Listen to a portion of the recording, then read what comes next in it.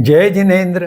मेरे इस जैन सोल यह जैन दर्शन के वैज्ञानिक वाहिनी को लाइक करें, शेयर करें, सब्सक्राइब करें और बेल आइकॉन दबाएं। और आप हमें हमारे वीडियो के नीचे दिए गए पेज पर भी फॉलो कर सकते हैं।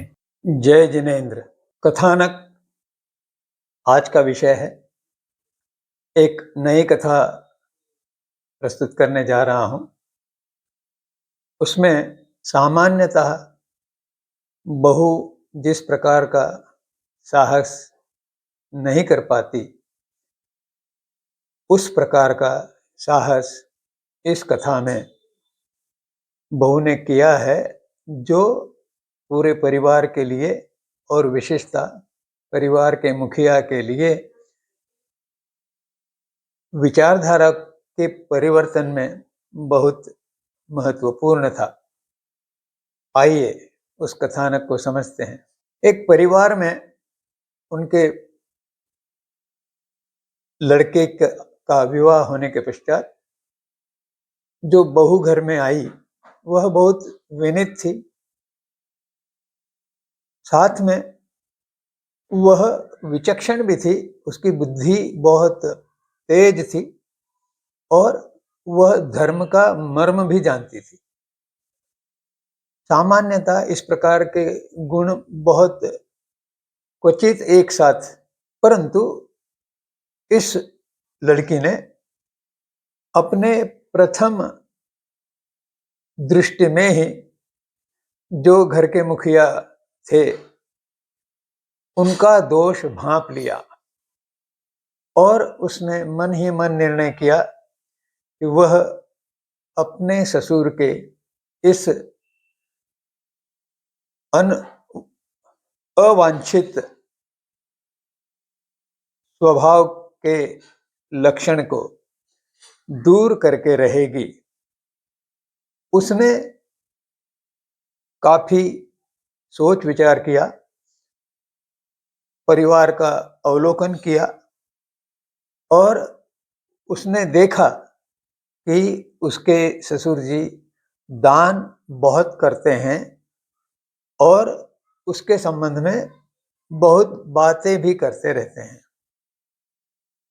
तब उसने इस विषय पर लक्ष्य केंद्रित किया और उसकी तीक्ष्ण दृष्टि से यह उसने भाप लिया कि उसके ससुर जी न केवल अन्य लोगों को धोखा दे रहे हैं दान के नाम पर, परंतु स्वयं अपना भी छल कर रहे हैं। यह उसे बहुत ही अधिक दुख करने वाला रहा। अतः उसने निश्चय किया कि इसी बात को लेकर वह अपने ससुर जी का स्वभाव परिवर्तन करने का प्रयास करेगी। और उसने एक बहुत बड़ा कदम उठाया। क्या था वह बड़ा कदम?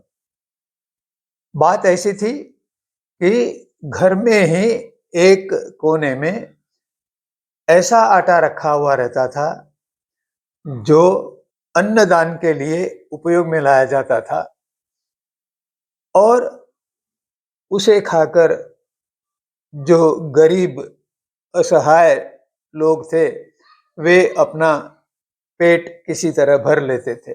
उस बहू ने देखा कि यह आटा तो किसी भी तरह से मनुष्य के ही क्या, परंतु जानवरों को भी खिलाने के योग्य नहीं है। तब मेरे ससुर जी इसे किस प्रकार उपयोग करते हैं, यह बहुत बुरी बात है। और अपने ससुर को पाठ सिखाने के लिए उसने उसी घटिया आटे की एक मोटी सी रोटी बनाई और जब ससुर जी भोजन करने आए तो उन्हें वही रोटी उसने परोस दी। उसे देखते ही ससुर जी आश्चर्यचकित हुए और उन्हें गुस्सा भी आया। तब उन्होंने आवाज लगाई बहू को और पूछा, जब बहू आ गई तो पूछा कि ये क्या तरीका है, क्या पद्धति है कि इस प्रकार की रोटी मेरी थाली में परोसी गई है। तब बहू ने बड़े शांत स्वर में उत्तर दिया, मुझे क्षमा करे पिताजी, परंतु इसी आटे की रोटी तो आप दान धर्म में अनेक लोगों को खिलाते हैं। अगर वे इसे खा सकते हैं तो आप भी उसे खा सकने में समर्थ होने चाहिए। जैसे ही ये उत्तर सुना, पहले तो सेठ जी का क्रोध हवा हो गया।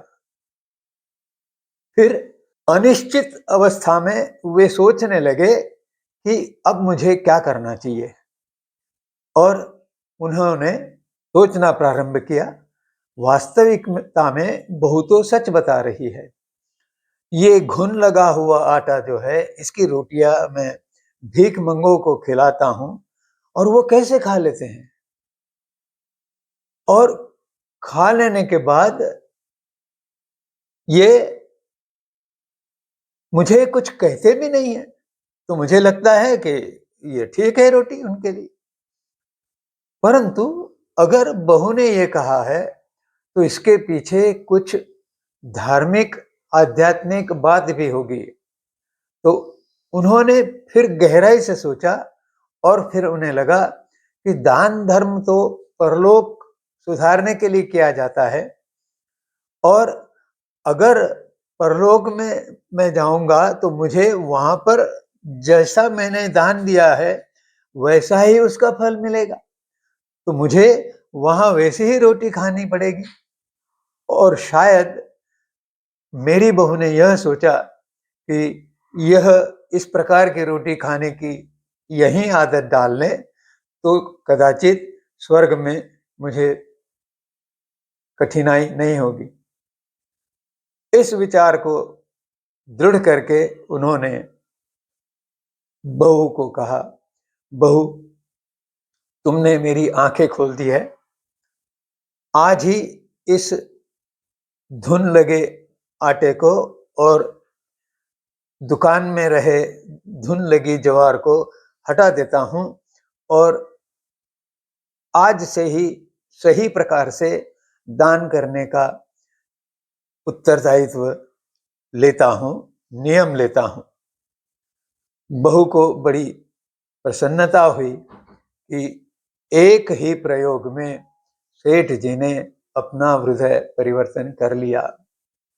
वास्तविकता में जब सत्य आपके साथ होता है और आप में साहस होता है कि उस सत्य के लिए आप लड़ाई करें, विरोध करें, समझाने का प्रयास करें, तो आज नहीं तो कल उस सत्य की विजय होती है। इस प्रकार बहू ने ससुर को प्रदर्शन के मार्ग से हटाकर दर्शन के मार्ग पर स्थापित कर दिया। अब अभिभावक की इस कथा में भूमिका क्या होगी?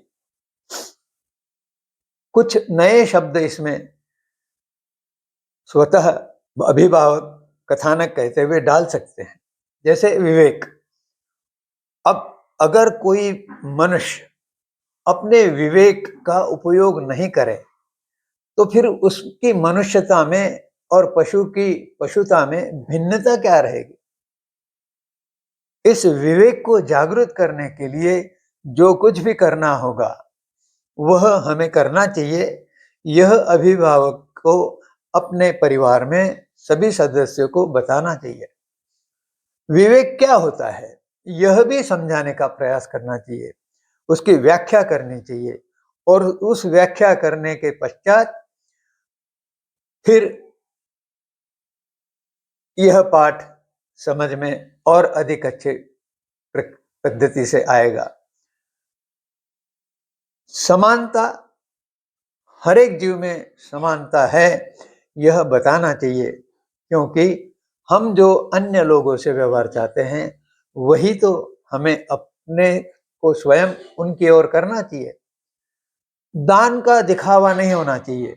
सही तात्पर्य तो यह है कि दान ऐसे किया जाना चाहिए कि उसे किसी को पता ही ना चले, और अपने ज्ञान का सही उपयोग करना और स्थिति आने पर साहस का परिचय करना, यह भी अत्यंत आवश्यक है।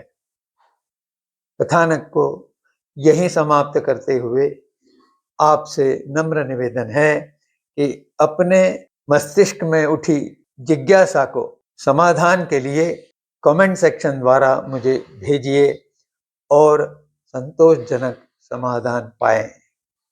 जय जिनेंद्र।